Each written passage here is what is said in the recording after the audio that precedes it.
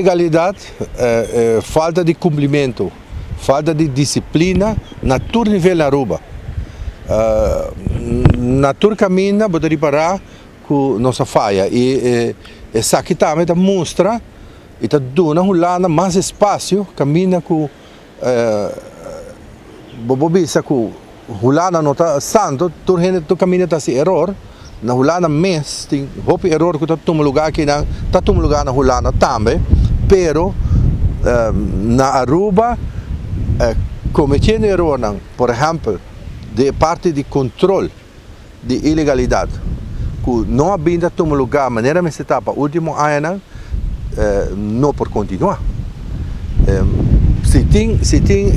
caminho como este treze correção como este tem manduro força disciplina força cumprimento e esse também lo percurar para tem melhor entrada entrada justo para o governo sobre nos pode reparar temporada de Covid a bem com quantidade trabalhador não está registrado em um caminho e provavelmente a companhia não está registrada e tudo isso aqui está perda de entrada do governo e fundo na social AZV tudo está perda de entrada então sei não se pode permitir mesmo no mesmo momento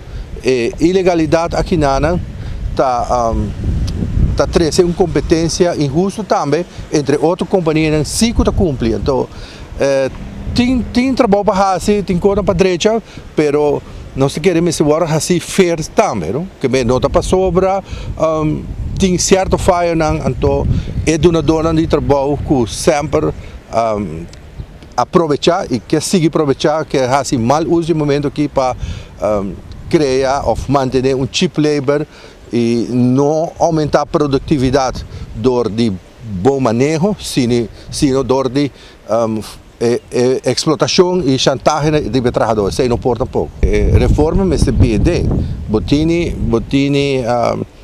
foi aparato governamental, nesse guardo poni na uma meseta, que bem, esse haya seu valor e de verdade é parte de controle, é parte de